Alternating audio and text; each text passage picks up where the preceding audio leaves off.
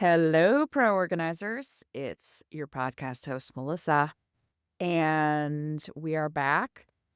It is January 2026, which is crazy. And I am giving you 3 episodes this week. Now, it's with the same person, but I wanted very much to break this up into 3 more manageably sized episodes. Listen, I'm a big fan of a long podcast personally, but I know not everybody is. So I wanted to break it up a little bit because my guest has so many crazy important things to say. This is my 4th year of interviewing Kim Snodgrass of Rustic Home Organizing. And Kim started at Pro Organizer Studio when her business was in its infancy. I always called her a baby organizer back then. She's not a baby organizer anymore. She's very experienced. But she happened to join Pro Organizer Studio, and I said, "Hey, you're brand new. Could I interview you about your business?" And then every single year since then, we've done an update, and it's one of my favorite series that we've done. People constantly email me and tell me how great, like how much they love it. And so I know it's not just me. I know it's other people too. And the reason that this 4th installment with Kim is so important is because we are talking about some really big things that happened in Kim's life this year that I know are very much a part of a lot of our lives. A lot of us are dealing with it. A lot of us had kind of a tough 2025. And there's just a lot going on in life, right? And she is so vulnerable and so transparent about what she's been through. And I really just felt like sharing this in multiple parts was a way for you to really absorb what she's saying, because as I was editing it, I'm like, "Oh my gosh, this is great, and this is great, and this is great, and this is great." And it might not be for everyone. Maybe not everyone is going through some of the things that Kim has gone through or that I have gone through, but you might be kind of fighting your own journey, or you might be on your own journey or fighting some challenges, and we have some nuggets in here that will help you. That is, of course, my hope.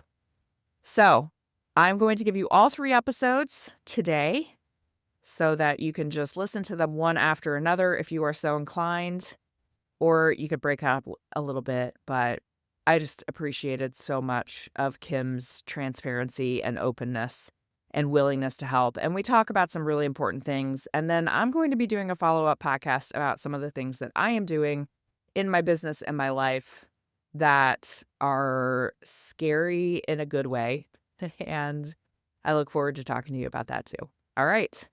Without further ado, here is my friend, fellow organizer, Kim Snodgrass of Rustic Home Organizing.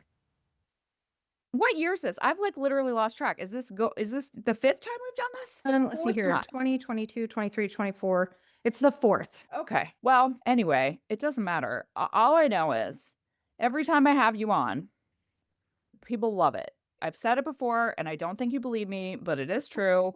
Every time you're on, people are like, "Oh my gosh, I just really appreciated it." And I think this is gonna be good because I think you and I have had similar years it's a little bit of an upheaval year, right? Yeah, Was that a fair for statement? sure. Oh, yeah. I have definitely gotten a lot of insight and talked to a lot of professionals. So I think I have something decent to say, not just a Kim thought, but like I do think I have some nuggets. Just Kim thoughts would be absolutely fine, by the way. I love how you preface that with, "I have actually talked to professionals," because I should talk to professionals, but in fact, I don't. I actually have a team of professionals. So I love that. That's fantastic. I do have a therapist, but I've basically forgotten how to get to her office. So I really, in the new year, I need to fix that. But Oh well, gosh. so a year ago when we were talking to you, you had your big event that was coming up and you had a lot of things going on. But like, tell Mhm. me a little bit about where you've been and what your winding journey has been this year. Okay. Great question. And I was trying to figure out the best way to summarize this last year in business. So I think that would have been my 4th full year as Yeah. an organizer. So I'm hopping into year 5, right? Yeah. So basically, yes, I was putting on a big event last year.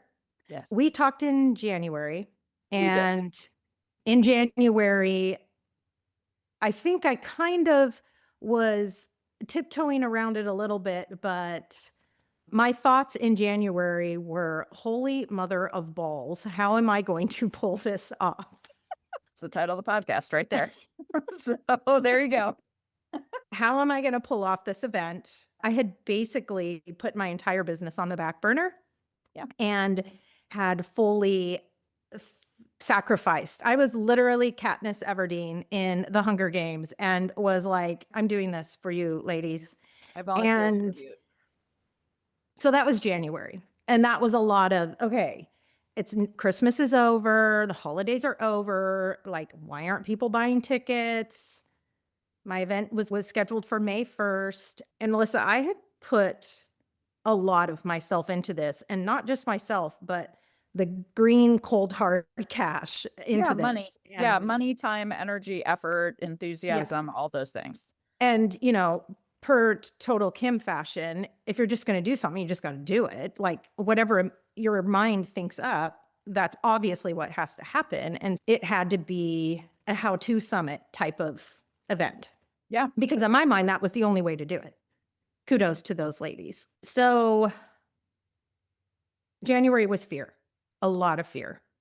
Yeah. My daughter and I went on a trip to Arizona to kind of like dive into all of the details so that we weren't interrupted. And we were even cold plunging into a pool to try and get people to buy tickets. Like everybody, every time somebody buys a ticket, we're jumping in the pool and we'll do it live. I mean, it was the stupidest thing. Looking back, I think I deleted it all because I was so humiliated that I did that. So anyway, that was January. Okay. And now I do want to back up a little bit and say 2 months ago, when if you would have asked me to do this podcast, it would have been a hard no. In my mind, Rustic Home Organizing was dead. I was a shell of a human. I didn't even know who I was. And I actually haven't talked about this to anyone. I've given you a small little inkling of what has come about the last couple months, but I have not talked about this. This has stayed really tight to the cuff with my family because I've needed time to process.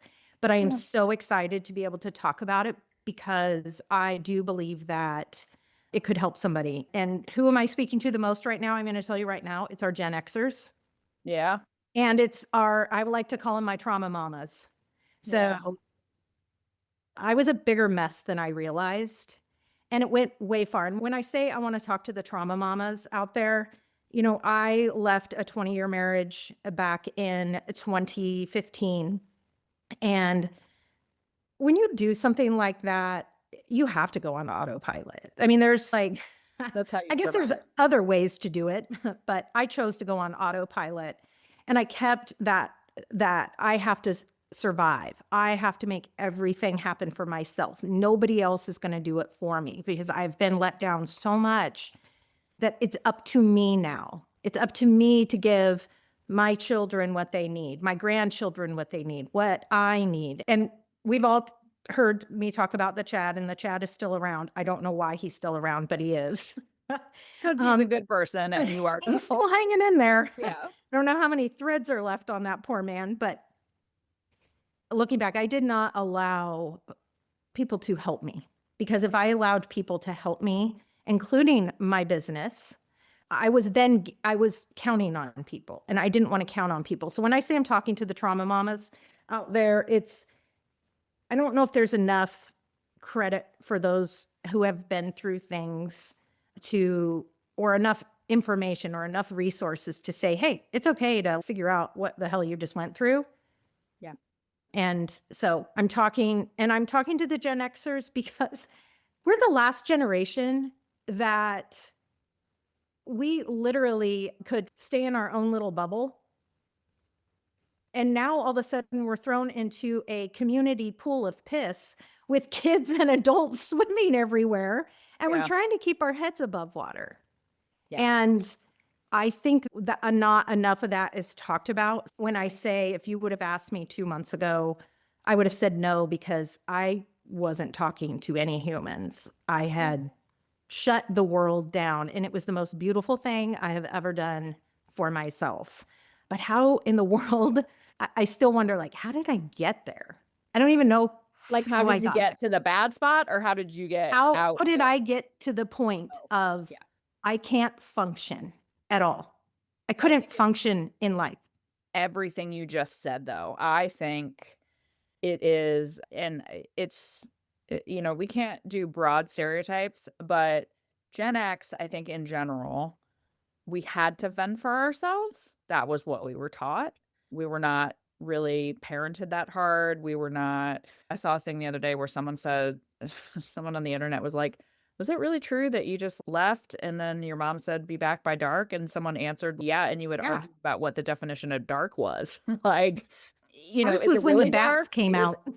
Yeah, right, and I think that everything that you just said is, first of all, you left a traumatic situation, probably never fully dealt with it. You've had a lot of things happen since then, including starting a business, and your family has had a lot of things go on.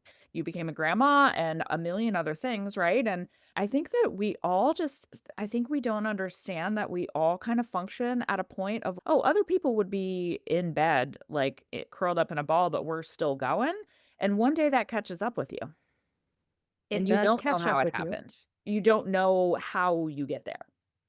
And yes, you're right. I also want to say that if you are not a trauma mama and you're not a Gen Xer, I really do hope that anything that I have to say is maybe something you bank in the back of your mind and keep for a day when you veer off the path and you end up in an effing patch of blackberry bushes, Yeah. because that's where I ended up. I was deep in blackberry bushes and thinking if I make one more move, I will die. These thorns will stab my heart and I will die. But okay, so how did I get there? I've got a little list and I'm going to read it. I don't usually do Yeah. that, but it's really important for me that I don't forget some of these things because they're things that I think a lot of us are doing.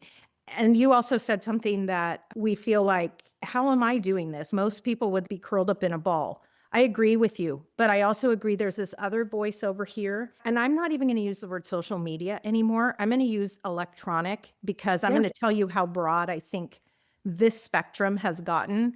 But there's voices that are constantly telling you right when it gets hard is when you're about to make your big break. Well, Yeah. I call absolute bullshit because you It's don't toxic know positivity, my which is my life. least favorite thing. Yeah. Yeah, you don't. So you're telling me that I'm supposed to have a full nervous breakdown, which is what I had. Yeah.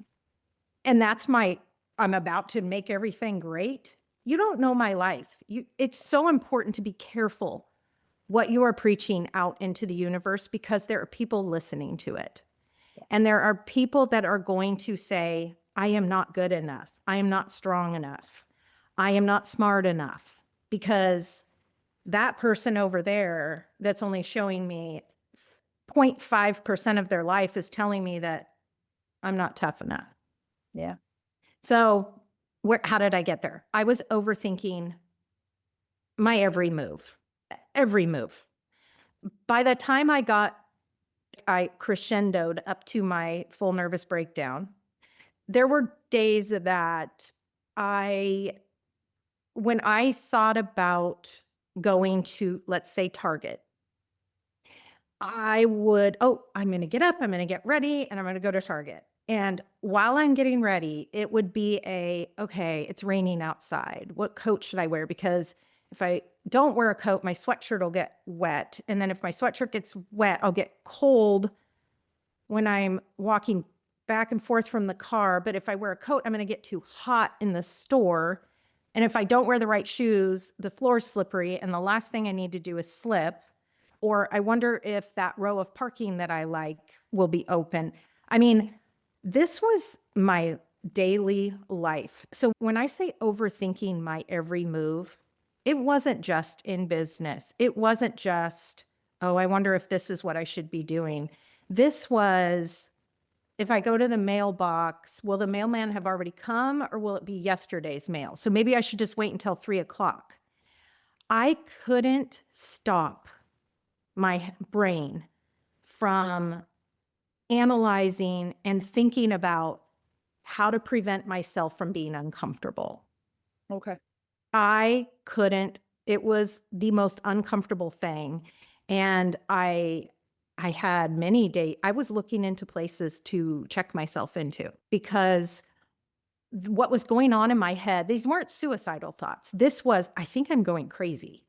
Yeah. I actually think I'm going crazy because I can't, You can't stop the everything, thought. I can't stop the thoughts. Yeah. This was like New York City in my head, like maybe Tokyo was in my head. This wasn't the rural living that I have. This was full alive Tokyo going on in my head. Yeah. And I would stay at home for days. There was one 6 day period I didn't leave the house. Even if Chad would ask me if I wanted to go out to dinner, I would think, oh, where are we going to park? I don't want to. And I don't know if I want to go to that restaurant because I don't know if I like that food. And just, oh, it's cold outside and I don't want to get cold. And then, oh, it's going to take so long to drive there. And yeah, it was not good. I was trying to fix myself almost every hour of the day. So it was, okay, maybe if I listen to this podcast, maybe if I listen to this audiobook, maybe if I take this course, maybe that will fix me. Maybe then I'll just be like, okay, all this makes sense. It's the same thing that clients do when they go out and spend $2,000 on bins and they think that's magically going to get them more. It's Yes, the same thing. yes. There is And I the mean, next thing out there is going to fix me. exactly. And I was all the funny things that I had said half-hearted. I want Chad to retire and mow lawns.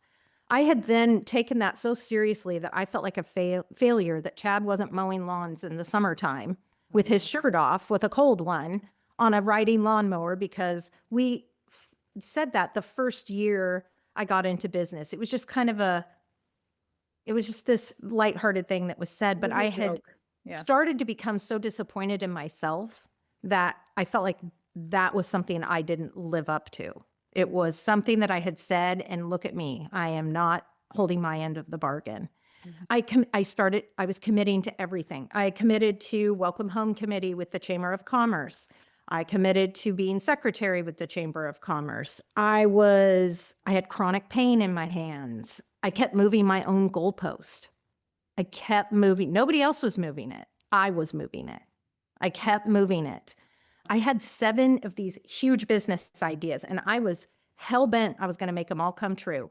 I mean, these were big ideas. This was my event. This was my podcast. This was my organizing business. It was my keynote. I was coaching with a keynote speaker coach to try and get my keynote dialed in. I don't even remember the other 3. They were just more-ish. Oh, I was going to buy a venue. I planned to buy a venue. I can buy a venue. I just kept, every day it was just this noise and constant disappointment in myself and feeling like it seems so easy. And this is where not just social media, but virtual, electronic, anything can take over without even realizing it. I would put into ChatGPT all of my ideas. And do you know how simple ChatGPT makes everything look? Oh yeah, power of like a billion brains. Right? Right. And so it looks like it's very simple. I literally gave all my thoughts to it. It typed out a business plan. And I remember walking up to Chad and going, look, I can do it. I can make 10K a month. It's so easy right here. And I named my Chat GPT Fred. I'm like, Fred, look, step by step. That's all I have to do. Okay, no, that's not all you have to do. Yes, so just to back up, so January, I'm like, I'm not going to be able to pull this off. Okay, then February, tickets start selling. Great. Okay, and then I get a client because I hadn't been working for 4 months. I get a client who wants help moving. Wonderful. I get some money in the bank. Makes me feel a little bit more confident. Like I'm not just mooching off Chad, which that's a whole nother thing. And this client picks me over a bunch of other organizers, and I'm like, okay, RH isn't going to die after all. Here we are. This is good. Okay, then I roll into March, and tickets are selling, and I'm thinking, oh, I am going to slay this. Absolutely. I finished my organizing job the first week, and then it's just kind of like, all right, it's go time for the event. And then I start to get absolutely pooped on by so many people. The people that promise things don't follow through. The people that are full of shit are still full of shit. The empty promises, oh yeah, we'll totally do that. Oh yeah, we'll totally be a sponsor. And the constant like the no's when I was trying to get the sponsorship, the constant being turned down was just beating the shit out of me. And I just didn't realize it. I didn't realize what a toll it was taking on me because I'm on autopilot. I've got to see this thing through. So May hits, event day, absolute success. Still, Yeah, I it will was. not say anything different. It was an Yeah. absolute success. Okay. And because it was such a great success, I had people asking when are tickets going on sale for next year. So I jumped right into year 2, right? Yeah. And I'm still kind of riding the high. I'm like, I freaking slayed that. I mean, what else can I do? I can be an event planner now too. This is so cool. I get through May, kind of just ride the high. June pops in. My granddaughter's her third birthday was the first week of June, and I do this big extravagant strawberry themed birthday for her, just for our family. And I'm like, oh yeah, I had a couple people reach out, would you ever do a party? And I'm like, oh yeah, I'm totally gonna have another business. This is so cool. So then I'm diving into Pinterest to look at events. I'm diving into organizing. How can I get my organizing business back up? I'm just deep diving into Pinterest, the world of Pinterest, and then come across my brain and my eyes is Jenna Kutcher. And I am not going to mention this name because I have anything negative to say about her or her structure of her business, but I got sucked in on that hard. And I was like, okay, so I need to start advertising on Pinterest. I need to start posting to Pinterest. So then I reach out to this sweet girl that my daughter went to college with. You're going to help me with social media. I need help. In June, I'm starting now to even broaden my whole thoughts on everything I want to do. And the world is just getting huge. But now at the same time, I'm not saying this out loud, but I am so incredibly overwhelmed.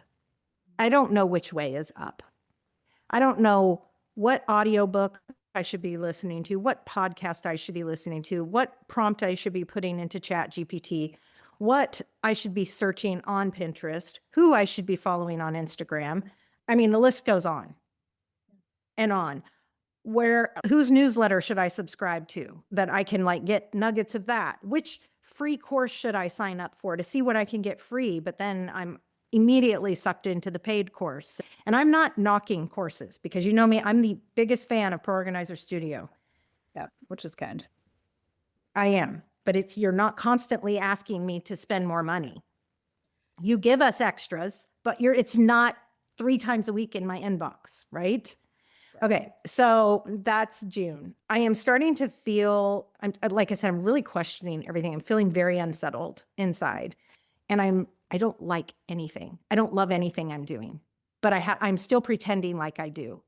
The thought If of you're bouncing organizing, from thing to thing. So it's like your brain's absolutely, already overwhelmed and you're like, okay, I'm not happy over here, but maybe this will make me happy. Maybe this will be, and then you just bing bot, like you're just all over the place. totally, Yeah. totally. But I'm not admitting this to anybody. Sure. Okay, July meltdown number 1. Fantastic. I think Meltdown July is a number great time to 1. have a meltdown. I Yes. mean, it's perfect. Meltdown number 1, 4th of July weekend. I'm vacuuming our pool. And if you've heard me before, I live out in the country and we have a lot of pine needles. And I have what I like to call a redneck above ground pool, but it is my therapy pool. And I was vacuuming it, and it's this weird vacuum system. But I asked Chad, will you turn off the water when you go up to the house? Because I was almost done. Well, when you turn off the water, it stops the suction flow. And so then everything goes. Well, I was an hour and a half in, okay, of vacuuming my pool. And he turns off the water without me seeing him walk up. And all of a sudden I'm like, oh my gosh, why is everything going back into the pool? And I threw the vacuum. I kicked a couple things. I started screaming and crying and said, I can't live like this anymore. I can't stand the messes. I'm so overstimulated. I can't look at one more undone project. I can't be here. I cannot be here. I love all of you, but I cannot be here. This is not healthy for me. So that was meltdown number one. And I wanted to tell everybody they could suck a you know what. What? My family walked on eggshells for about a month. And then Chad decided for my birthday in August, he was going to take me away. So he took me away to Walla for wine tasting. And I needed that. I felt, okay, whew, I'm good. Right. And then I had another client reach out the end of August, wanted me to come back and get some organizing done. I'm like, okay, income's coming in. RH is still alive once again. August kind of went by okay. September, end of August, September, I helped my daughter move into a new apartment. She had just graduated. She was doing her grad school at University of Oregon, and she got her first teaching job. And so she was kind of drowning a little bit because she's grad school and full-time teaching with special education kids. So I went down there for a few days and kind of fell back in love with serving, like helping people make a space feel like a much needed hug, basically, is what I realized. And I kind of felt like my soul coming back to me. So that was September. And then October. This is when things really went south. My kitty cat died. And I'd only had this cat for about 16 months, but it was my mom's cat. And so my mom died of breast cancer 10 years ago, and this was her kitty cat. And her husband, my stepdad, had passed away this summer prior, and these kitties were old. There's 3 of them. They were 15 and 16. 2 of them were siblings. And so they were going to take these cats to the shelter. And so Nicole and I, my oldest daughter, we drove down 5 hours, grabbed the cats, brought them back. And it took about 12 months, but he started to finally come around and let me touch him and pet him. And then he started to come inside in September. It was the sweetest thing ever. Anyway, Chad went away on a hunting trip, and I was home alone. And I woke up and his name was Boo. I said, something's not right with Boo.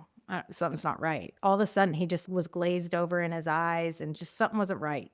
And he got worse that day. Next morning, I called and took him in, and they put him down immediately. Like, he was bad, and I didn't know it. And I had to take that sweet guy home with me, wrapped in a blanket, and I had to bury my cat in my backyard in our little pet cemetery. Nicole came and helped me dig the hole. And I'm saying these details because it's important to know that these were massive triggers that I didn't know were happening. Sure. So I lost the kitty cat, but I really lost my mom again. Yeah. I've never had to put an animal down. Yeah. So I put an animal down. I had to dig a hole. Yeah, that's not great. I mean, everything you're describing is very upsetting. Like, It was very traumatic. it's upsetting and it's terribly Extremely sad. traumatic. Yeah. But then, I mean, I literally was like, had dirt on my shoes and had to get to a chamber meeting. I basically still have the shovel in my hand. So October was rough, and I knew I needed to leave. I had another massive meltdown. I know I really want to wrap this into business, and I hope that you can hang in there with me. I'm almost there. Well, business is Um, life. I mean, they're yes. inextricably linked. So it It's doesn't life, matter if it's personal. but Yeah. it does, it's going to bring, there's a happy ending. It Yes. was very traumatic October, and I knew I needed to leave.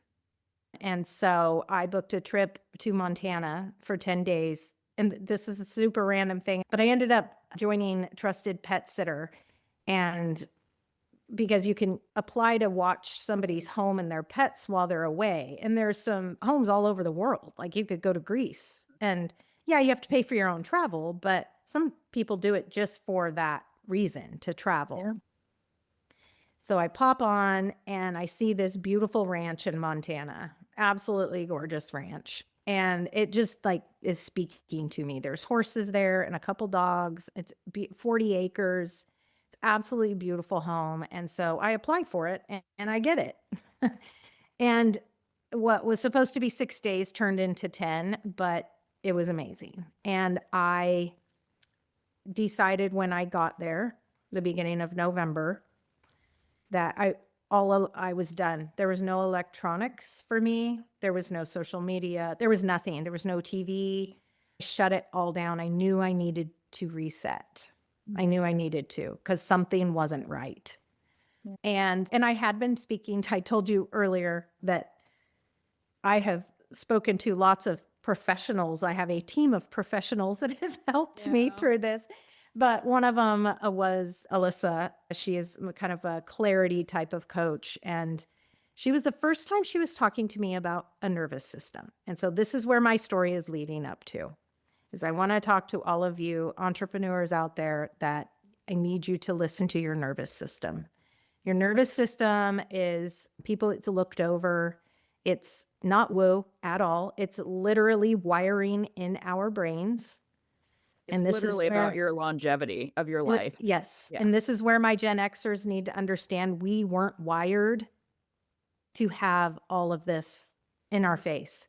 So we have this battle of solidarity and, oh, I need to fillet myself open like an ugly catfish.